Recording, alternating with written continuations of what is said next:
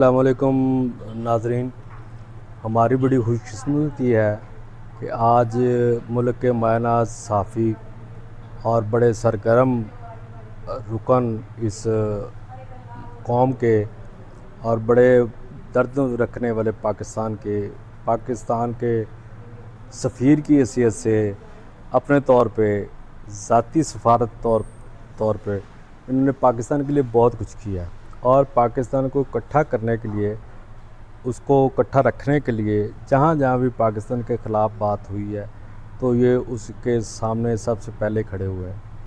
میں نصرت مرزا صاحب کا شکر گزار ہوں کہ یہ آج لاہور میں آئے اور بڑی دیر سے میری خواہش تھی ان سے ملاقات کی اور ہمارا بہت پیارا ہے آپس میں، تو انہوں نے ہمیں وقت دیا لاہور میں آ کے، میں نے خوش آمدید کرتا ہوں۔ اور ان کے آنے سے ہی لاہور کا موسم آج بہت خوبصورت ہو گیا، بادل آ گئے ہیں، ورنہ بڑا حبس اور گرمی تھی۔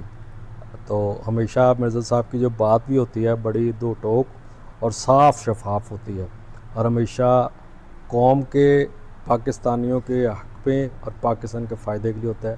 انہوں نے کسی شخص کے نہ تو آج تک اس کو تعریف میں توصیف یا اس کی وجہ سے کبھی حق بات کہنا چھوڑی ہے، نہ ہی کبھی کسی ایسی بات کی تائید کی ہے، چاہے کسی طرح کا فائدہ یا منفعت ہو، اس کو چھوڑ کے صرف پاکستان کے فائدے کی بات کی ہے۔ اور جہاں پاکستان کے خلاف بات ہوگی، پاکستانی کے خلاف بات ہوگی، مرزا صاحب سب سے پہلے اس کے سامنے کھڑے ہوں گے۔ السلام علیکم سر۔ جی وعلیکم السلام کرام جاوید صاحب، آپ کا بہت شکریہ کہ آپ نے عزت بخشی، کہ آپ نے ہمیں اپنے پروگرام میں بلایا اور جو تواضع کی ہے اور جن اصحاب سے ملوایا ہے، میں ان کا شکریہ ادا کرتا ہوں۔ آپ کا بھی شکریہ ادا کرتا ہوں، ان کو خراج تحسین پیش کرتا ہوں کہ جو بچے اچھے ہیں، جس کی آپ دیکھ بھال کر رہے ہیں، ان کو بڑھاوا دے رہے ہیں، وہ آپ کی شان ہے بطور تعلیم، ماہر تعلیم ہونے کی حیثیت سے، ایک پرنسپل ہونے کی حیثیت سے، جس طرح سے بچوں کی تربیت کر رہے ہیں، نوجوان لڑکوں کو ابھار رہے ہیں، وہ آپ کا بھی حصہ ہے۔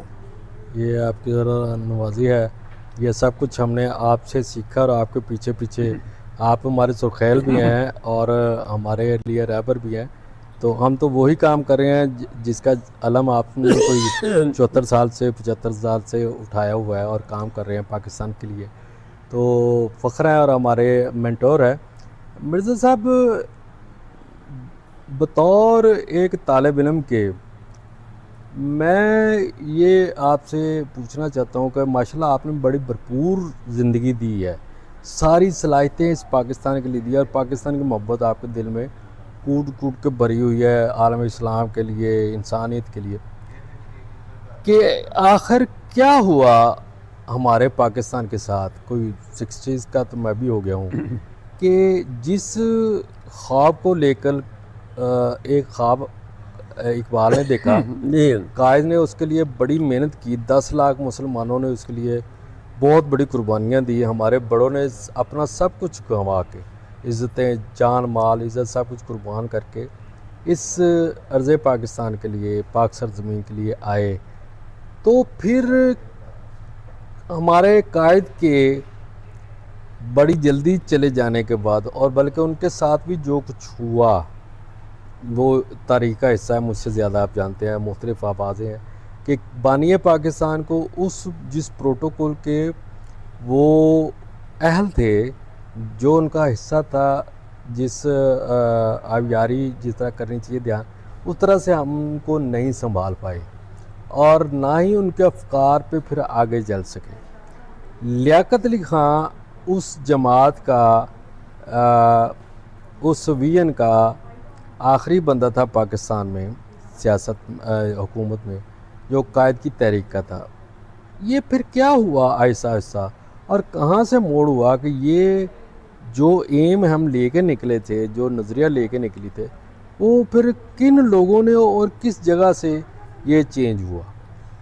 دیکھیے کرام جاوید صاحب، یہ میں آپ کی خدمت میں ایک راز کی بات بتانا چاہتا ہوں کہ جب انگریز یہاں سے جانے لگا تو یہاں پر یونینس کی حکومت تھی پنجاب میں، سر سکندر حیات کیا نام تھا ان کا، یہاں کے وزیر اعظم سب زمانے وزیر اعظم کہتے تھے، وہ جو تھے وہ ٹوڈی تھے، یعنی انگریزوں کے ساتھ ملے ہوئے تھے. تو وہ اب انہوں نے جا کر انگریزوں سے کہا کہ ہم آپ جا رہے ہیں، پھر ہمارا کیا بنے گا؟ انہوں نے کہا مسلم لیگ میں شامل ہو جاؤ. وہ سب مسلم لیگ میں شامل ہو گئے، تو مسلم لیگ کی جو ہائرارکی تھی وہ کمزور پڑ گئی، وہ تھن ہو گئی.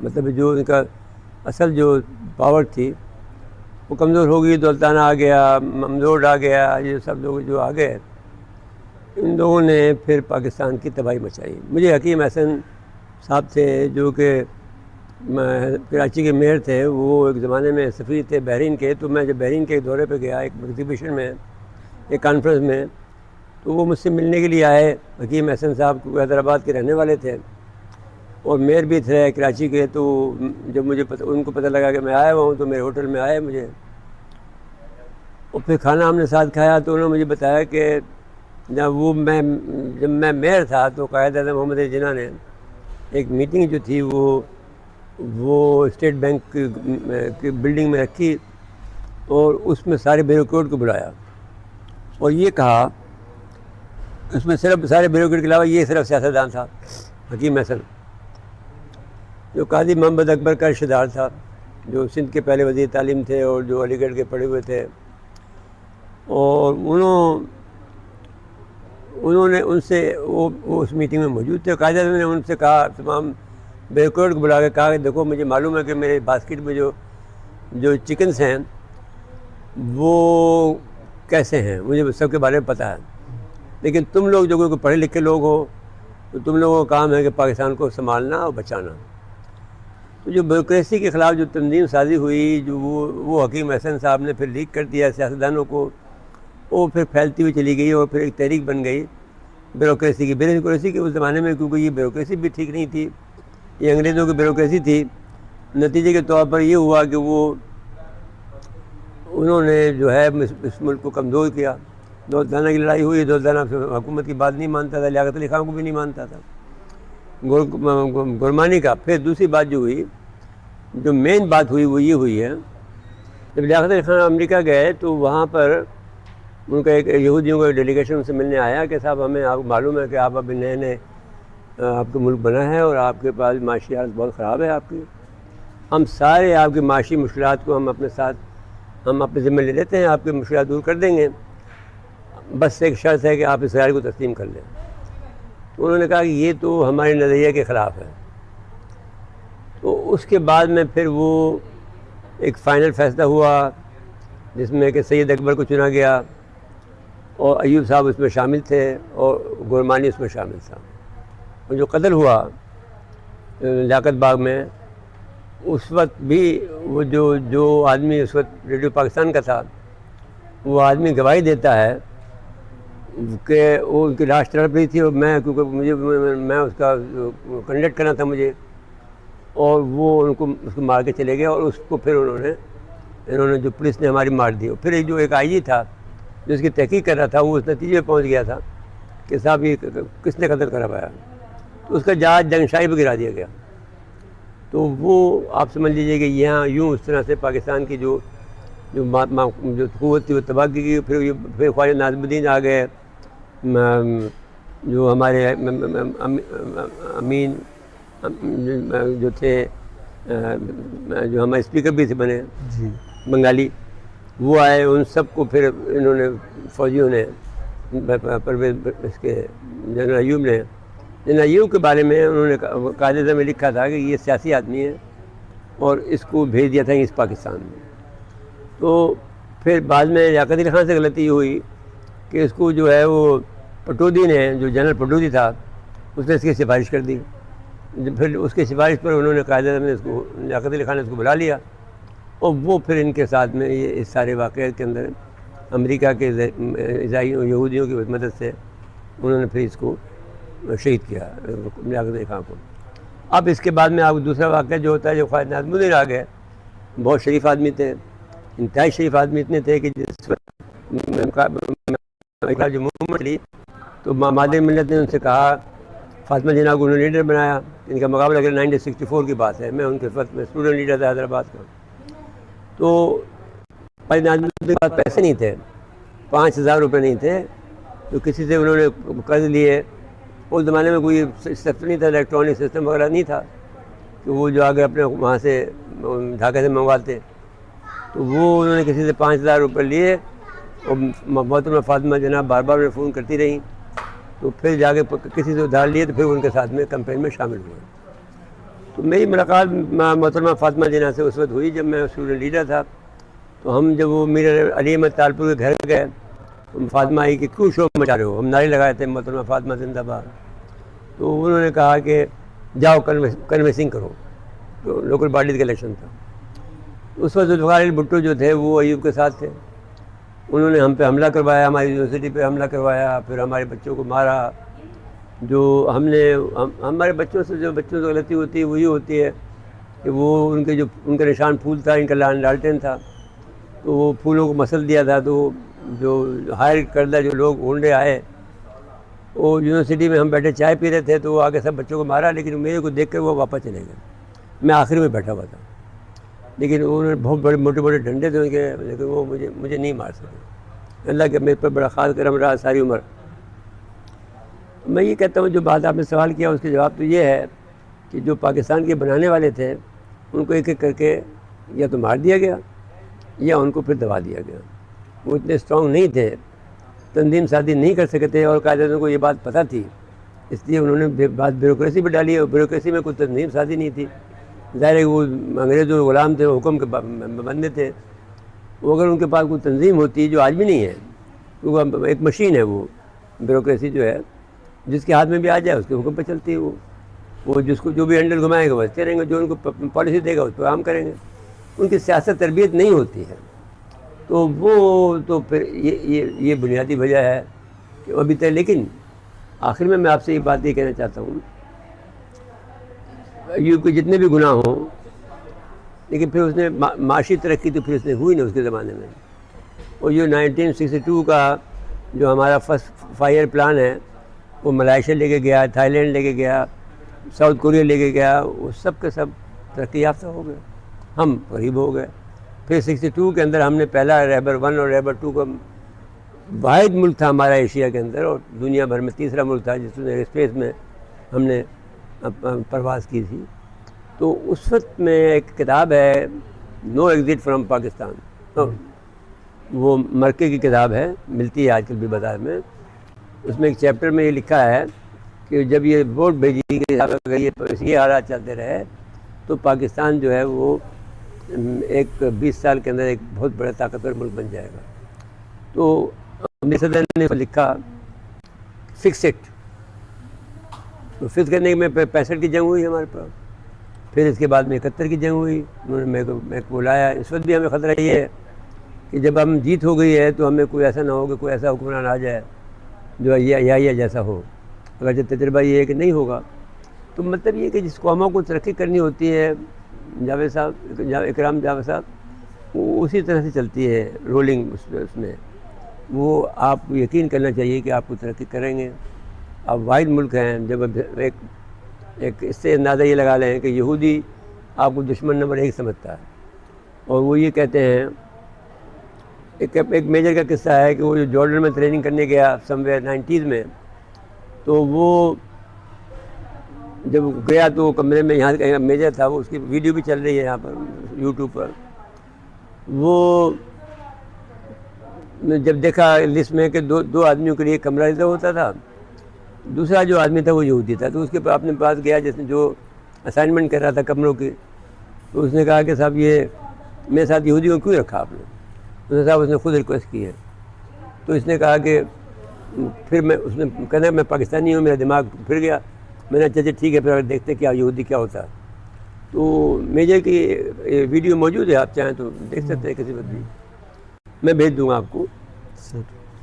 تو جب وہ کرنے کا دوست ہو اور زیادہ پیسے کھانے کے میں دیتا تھا, تو اس نے مجھے آخر میں بتایا, اس میجر کو بتایا کہ دیکھو تم لوگ بہت اہم لوگ ہو اور تمہیں اپنی اہمیت کا احساس نہیں ہے, لیکن جب ہم بچے ہم جب پیدا ہوتے ہیں تو پہلی آواز ہمارے پاس یہ آتی ہے, ہماری مائیں یہ کہتی ہیں جب ہم اسکول میں پرائمری میں جاتے ہیں تو ہمارا استاد یہ کہتا ہے پاکستان تمہارا دشمن نمبر 1 ہے. جب ہم ہائی اسکول میں جاتے ہیں تو بھی یہی بتایا جاتا ہے. جب ہم کالج جاتے ہیں تو ہم یہی بتایا جاتا ہے. یونیورسٹی جاتے ہیں تو ہمیں یہی بتایا جاتا ہے. اور جب ہم فوج میں، وہاں پہ فوج کمپلسری ٹریننگ ہے 2 سال کی، جو بھی بچہ جائے گا تو اس کو بھی بتایا جاتا ہے کہ ہم نمبر 1 ہے. تو میں دیکھنا چاہتا تھا کہ پاکستانی کیسے ہوتے ہیں. تو اس نے کہا بھی دیکھو ہم تو جیسے تم دیکھ رہے ہو ویسے ہی ہیں. اس پر اس نے کہا کہ تمہیں اپنی حیثیت کا پتہ نہیں ہے، اور پھر کہانی انہوں نے بیان کی. تو میری گزارش یہ ہے کہ آپ میری رائے آپ سے یہ ہے کہ اس پہ پریشان نہ ہو. یہ معیشت عزتی ہے، یہ ایسے ہی چلے گا، لیکن آپ کو بہت بڑا کام آپ سے اللہ کو لینا ہے انشاءاللہ جو آپ کو کرنا ہے. انشاءاللہ. آپ نہیں کریں گے، آپ کے بچے کریں گے، لیکن یہ آپ کی قسمت میں لکھا ہے، پاکستان کی قسمت میں لکھا ہے. اس پاکستان ٹوٹ گیا کیا ہوا؟ وہ بھی تو دو نظریہ تو نہیں ٹوٹا نا، وہ بھی تو مسلمان ہیں. اب 50 سال کے بعد میں پھر جڑ رہے ہیں ہمارے ساتھ. پھر چھوڑ. ابھی بلوچ بھی بہت کر رہے ہیں، بہت پیسہ خرچ کر رہے ہیں. یہودی پکڑا گئے، ایران میں ان کا اڈا ہے.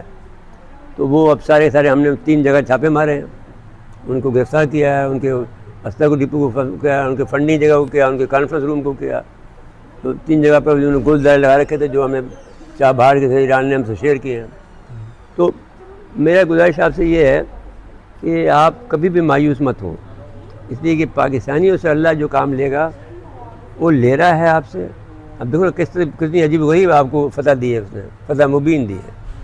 تو یہ ایسے تو نہیں ہو سکتا نا کہ آپ کو مفت میں مل گئی ہو. تو آپ کو اللہ کی رضا سے ملی ہے، اور آپ نے جو تیاری کی ہے آپ، اور you are on the right side. آپ نے صحیح طرح چین کا دوستی سلط کی.